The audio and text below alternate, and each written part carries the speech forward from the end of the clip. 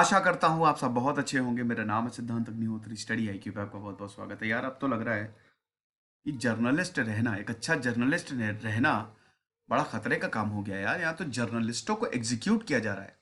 पहली बार नहीं है, बहुत टाइम से। देखिए, जहां पे भी डिक्टेटरशिप, अथॉरिटेरियन रिजीम होगी, वो दो चीजों से हमेशा डरेगी। कई बार बता भी चुका हूं। एक एक स्ट्रांग मिलिट्री नहीं होना चाहिए। दूसरा, फ्री मीडिया नहीं होना चाहिए। ये इतिहास है। स्ट्रांग मिलिट्री होगी तो तख्ता पलट कर देगी। फ्री मीडिया होगी तो लोग जागरूक हो जाएंगे, और जिस दिन लोग जागरूक हुए, अच्छे अच्छों की बैंड बज जाती है, बड़े बड़े साम्राज्य ढह जाते हैं। तो ईरान ने जर्नलिस्ट रोहिल्ला जैम को एग्जीक्यूट कर दिया है। ये बहुत दुखद है दोस्तों कि ऐसी घटनाएं सामने आ रही हैं। हम इस लेक्चर में जानेंगे। वैसे आपको बता दूं कि ईरान के बारे में मैंने 7 से 8 लेक्चर्स लिए हैं। ईरान रेवोल्यूशन पूरा कवर किया है। बहुत सारे लेक्चर्स हैं, आप जरूर देखिएगा। बहुत बहुत सारे ऑपरेशन है ईरान को लेके, वो मैंने कवर किए हैं। यूपीएससी की टेस्ट सीरीज आप जरूर खरीदें, 50% ऑफ है। 3,000 रुपए में आपको ये अवेलेबल हो जाएंगी। यूपीएससी 50 कोड यूज करें। इंस्टा पे मैं आ गया हूँ, रात 8 से 10 बजे तक सारी क्वेरीज आंसर करता हूं। तो जो ईरान के जर्नलिस्ट हैं, रोहिल्ला जैम को, उनको एग्जीक्यूट कर दिया है। अब देखिए क्यों एग्जीक्यूट किया। डेफिनेटली सरकार इनसे खफा होगी। आपको पता है ना कि ईरान एक थियोक्रेसी है। 1979 में ईरान में रेवोल्यूशन आया। आयतुल्लाह खौमेनी की बायोग्राफी भी मैंने रिव्यू की है, बहुत सारे लेक्चर्स लिए हैं। और तब से ईरान जो है वो एक थियोक्रेसी है। यहां पे बहुत बड़ा देश है ईरान। अमेरिका ईरान के रिश्ते आपको पता ही है। अरब और ईरान के रिश्ते भी बहुत अच्छे नहीं है। दोनों चाहते हैं कि मिडिल ईस्ट में उनका वर्चस्व कायम रहे।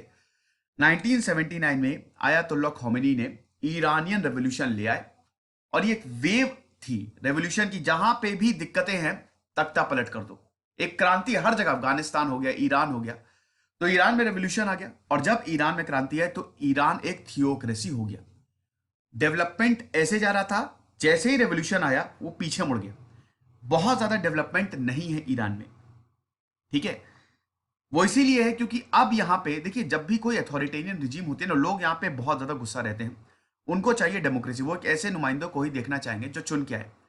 यहां पे जो हेड होते हैं वो हमेशा रिलीजियस प्रीचर्स होते हैं, और उसके बाद फिर प्रेसिडेंट, प्राइम मिनिस्टर्स आते हैं। तो अब रोहिल्ला जैम की बात करें, इन्होंने सरकार के खिलाफ बोलना शुरू किया। सरकार के खिलाफ बोलना जब शुरू किया, दिखाना शुरू किया कि देखो इलेक्शन में कितनी गड़बड़ियां हैं, देखो कितना ज्यादा करप्शन है, तो प्रोटेस्ट हुए। प्रोटेस्ट हुए, इनके ऊपर आरोप लगाया, जेल में डाल दिया, खत्म कर दिया इन्हें। पूरी दुनिया गुस्से में है। 4 दिन पहले ही ईरान के सुप्रीम कोर्ट ने इनको मौत की सजा सुनाई थी। पूरी दुनिया में इसका कंडेमनेशन हो रहा था कि आप ऐसा मत करिए, लेकिन ईरान नहीं माना। करप्शन ऑन अर्थ, धरती पे करप्शन किया है। इसका मतलब आप ईरान के खिलाफ कुछ भी नहीं बोल सकते, जासूसी नहीं कर सकते। ईरानियन सरकार को अगर आप ओवरथ्रो करने की, तख्ता पलट करने की कोशिश करेंगे, तब यह चार्ज लगता है, और मौत की सजा है। मौत की सजा, आपको फांसी पे लटका दिया जाएगा। करप्शन ऑन अर्थ का चार्ज लगा, तो आप समझ सकते होंगे कि ईरान में कानून कितने ज्यादा सख्त हैं। फिलहाल इनकी जान चली गई है। तो हम थोड़ा सा रोहिल्ला जैम के बारे में जान लेते हैं। इनका जन्म ईरान की कैपिटल तेहरान में हुआ था। कब? 1978 में। पिताजी रिफॉर्मर थे। मोहम्मद अली जैम जो थे वो एक रिफॉर्मिस्ट थे। अब देखिए, 1978 में जन्म हुआ, 1 साल बाद रेवोल्यूशन आ गया। कमाल की बात है, क्रांति के दौर में जन्मे, और अंत भी इनका वैसा ही हुआ, एक क्रांतिकारी के रूप में ही। एक रिफॉर्मिस्ट थे। 1980s 1990s में पिताजी को बहुत अच्छी पोजीशन मिली। अब देखिए, मोहम्मद अली जैन का पहला नाम है रोहिल्ला। रोहिल्ला का मतलब होता है स्पिरिट ऑफ अल्लाह, अल्लाह की रूह। रोहिल्ला खौमेनी थे जो रेवोल्यूशन ये लेके आए थे 1979 का। उन्हीं के नाम पे ही रोहिल्ला रखा गया था। इनका नाम जो है ये रखा गया था, रूह ऑफ अल्लाह, रो अल्लाह। तो Islamic Republic in Iran, Iran में थियोक्रेसी आ गई, और उसके बाद इन्होंने पढ़ाई करनी शुरू की। लेकिन धीमे धीमे इनको पता चला कि भाई बहुत ज्यादा गड़बड़ियां हैं। अब जब इनको यह पता चला, तब इन्होंने सरकार के खिलाफ आवाजें उठाने शुरू की। 2009 में ईरान में प्रेसिडेंशियल इलेक्शन हुए, जबरदस्त प्रोटेस्ट हुए। ईरान के प्रेसिडेंशियल इलेक्शन में गजब के प्रोटेस्ट हुए थे। जब मोहम्मद अहमद निजाद जीत गए थे, ऑपोजिशन का यह कहना था कि भैया पूरी धांधली है, पूरी धांधली आपने की है। मोहम्मद निजाद माने नहीं। पूरे देश भर में प्रोटेस्ट हुए। जो भी प्रोटेस्ट कर रहे थे उनको पकड़ के मारा, औरतों के साथ बलात्कार किया, बहुत बुरी हालत कर दी। इनफैक्ट आदमियों के साथ भी ये किया। तो ऐसा ब्रूटल सप्रेशन हुआ था 2009 में। इसको ईरान का ग्रीन मूवमेंट भी बोला जाता है। 2009 में प्रोटेस्ट हुए थे और यहां पे इन्होंने पहली बार हाथ आजमाए थे। इन्होंने इन प्रोटेस्ट में भाग लिया था और इनको सजा मिली थी। ये जेल में, एवेन जेल में बंद थे ये। उसके बाद पता था कि अगर ईरान में रहे तो आज नहीं तो कल मुझे मार ही देंगे। आपको पता ही है कि ज्यादातर जर्नलिस्ट एक्टिविस्ट है वो बाहर से ही काम करते हैं। जिस देश में रहेंगे वो तो गया ना, अगर अथॉरिटेरियन रिजीम है गया, हर देश ये काम करता है। तो फिर ये फ्रांस चले गए और फ्रांस से ही ये कोशिश कर रहे थे कि देश में लोगों को जगाया जा सके। इन्होंने अपना टेलीग्राम चैनल बनाया था जिसको अमाद न्यूज बोला जाता था और ये टेलीग्राम चैनल बहुत ज्यादा पॉपुलर था क्योंकि मिलियंस फॉलोअर थे। 10 लाख से ज्यादा फॉलोअर थे ये। इसी अमाद न्यूज के चक्कर में 2017 में जो प्रोटेस्ट हुए, 2017-18 में जो प्रोटेस्ट हुए थे, उसमें भी इनका बहुत ज्यादा रोल था। अब देखिए, इनके पिताजी तो सरकार के लिए काम किए, तो कभी भी अपने बेटे के जर्नलिज्म को इन्होंने सपोर्ट नहीं किया, जिस तरीके के मैसेजेस ये भेजते थे। तो ये जो जैम की वेबसाइट थी, टेलीग्राम, ये जो एंटी गवर्नमेंट प्रोटेस्ट हुए थे 2017 में, बहुत बड़ा रोल प्ले किया था क्योंकि इकोनॉमी बिल्कुल नीचे जा रही थी, इन्फ्लेशन बहुत ज्यादा हाई था। अब देखिए, इसका रीजन अमेरिका भी है। ठीक है, अमेरिका और ईरान की न्यूक्लियर डील हो, काफी समय से ईरान पे आपको पता ही सैंक्शंस लगे हुए हैं। ठीक है, बड़ी दिक्कतें हैं। अब डोनाल्ड ट्रंप गए हैं, बाइडेन आए हैं, देखेंगे क्या होगा। लेकिन 2017 में जो प्रोटेस्ट हुए उसमें लग रहा था कि सरकार गिर ना जाए और जैम का इसमें बहुत बड़ा रोल था।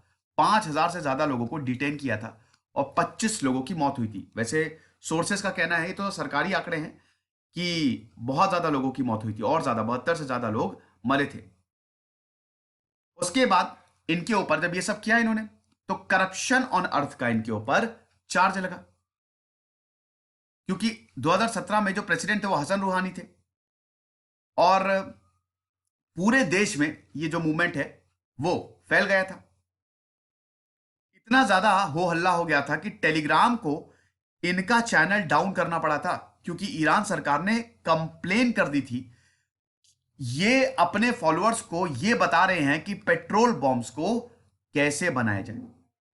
जैम ने लेकिन इसको डिनाई किया। इन्होंने बोला कि बिल्कुल भी नहीं, हमें डिनाई करते, ऐसा कुछ भी नहीं हुआ। अब उसके बाद हम ये देखते हैं कि फिर से ये चैनल बंद हुआ, फिर से इसको शुरू किया गया, लेकिन इस बार नए नाम के उससे। और बार बार ये ईरान की जो शिया थियोक्रेसी है इसको चैलेंज करते हैं। शरिया वायलेशन इन पे लगता रहा है। 14 अक्टूबर 2019 में ईरान के रेवोल्यूशनरी गार्ड, जो वहां का सबसे बड़ी फोर्स, अभी कासिम सुलेमानी को मार दिया गया था ना, अमेरिका ने मार दिया था। ईरान रेवोल्यूशनरी गार्ड के चीफ थे वो। ये बताया कि हम जैम को ईरान में वापस ले आए हैं। इराक से इनको अरेस्ट किया और ईरान में इनको वापस ले आए। उसके बाद तेहरान में जो इस्लामिक रेवोल्यूशनरी कोर्ट है उसमें हियरिंग चली तेहरान में, और फाइनली हम देखते हैं 30 जून को ही वॉज सेंटेंस्ड टू डेथ और 12 दिसंबर को इनको फांसी दे दी गई, यानी कि परसों फांसी पे इनको लटका दिया गया। तो ये पूरी की पूरी कहानी थी। अब इनके ऊपर आरोप ये लगे हैं कि इन्होंने प्रॉपर्टी को डिस्ट्रॉय किया, इकोनॉमिक सिस्टम के साथ इंटरफियर किया, अमेरिका के साथ मिलके इन्होंने जासूसी की है, और यह भी बताया है कि ये नेशनल सिक्योरिटी एजेंसी के एजेंट्स के साथ भी क्लोज कांटेक्ट में थे और बहुत सारी और भी फॉरेन इंटेलिजेंस सर्विसेज, यानी कि एक तरीके से सरकार को बदलने की कोशिश थी। तो आप देख ही सकते हैं कि जो जुडिशरी ने जो ऑर्डर पास किया था वो क्या लिखा हुआ है कि individual committed criminal and corrupt act against the security and livelihoods of the Iranian people. वही जो मैंने आपको बताया, या पढ़ लीजिएगा आराम से। उसके बाद ये जो करप्शन ऑन अर्थ है, जिसको मोसेद फेल अर्ज भी बोला जाता है, it's a very vague charge, और कई बार ये उन लोगों के खिलाफ लगाया जाता है, ये अनक्लियर है, और ये उन लोगों के खिलाफ लगाया जाता है जो सरकार के खिलाफ खड़े होते हैं। हर देश में ऐसा एक लॉ जरूर होता है। जैसे अभी थाईलैंड में प्रोटेस्ट हो रहा है, उसमें ली मेजेस्टी लॉ है, टर्की में भी ऐसा लॉ है, ईरान में भी ऐसा लॉ है, और हर देश में ऐसा लॉ है। भारत में है? बताइए मुझे, भारत में है कि नहीं? तो रोहिल्ला जैम की बात करें तो ये जो लॉ है, ठीक है, ये हर उस इंसान के खिलाफ लगाया जाता है जो अथॉरिटी को चैलेंज करता है, और इसके तहत बहुत लोगों को जेल में डाला गया है। आपको इसके तहत 10 साल की सजा मिलेगी। लेकिन article 286 of the country penal code के तहत अगर कोई भी इंसान झूठ फैलाता है या नेशनल सिक्योरिटी, देश के लिए वो खतरा है, उसको मौत की सजा भी दी जा सकती है।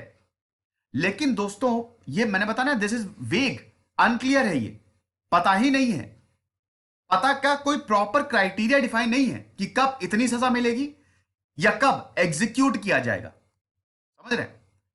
अब इनको तो एग्जीक्यूट कर दिया गया है। रिस्पॉन्स क्या रहा है? गुस्सा तो है। Activist advocacy group all across the world इनके एग्जीक्यूशन को उन्होंने कंडेम किया है।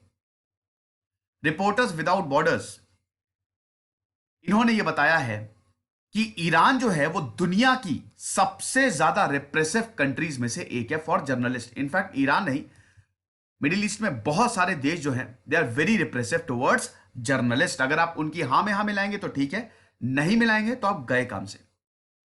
860 जर्नलिस्ट को अरेस्ट या फिर एग्जीक्यूट किया गया है सिंस 1979, जब से रेवोल्यूशन आया है। सुप्रीम कोर्ट का जो डिसीजन था, ये डेथ सेंटेंस, फ्रांस और बहुत सारे ह्यूमन राइट्स ग्रुप ने इसको कंडेम किया है। यह कहानी थी दोस्तों। अब देख लीजिए कि भैया, अगर आप जर्नलिज्म में जा रहे हैं, जर्नलिज्म का काम ही होता है, जर्नलिस्ट का काम होता है सच्चाई दिखाना। जो है वो दिखाओ, सिंपल सी बात है, जो चल रहा है वो दिखाओ बस। लेकिन अगर आप सच्चाई दिखाते हैं तो देख लीजिए क्या हाल होता है। 12,100 सब्सक्राइबर है, यही मेरा ओरिजिनल चैनल है, आप ज्वाइन करिएगा। खुश रहिए, पढ़ते रहिए। जैसे सिद्धांत अग्निहोत्री, साइनिंग ऑफ।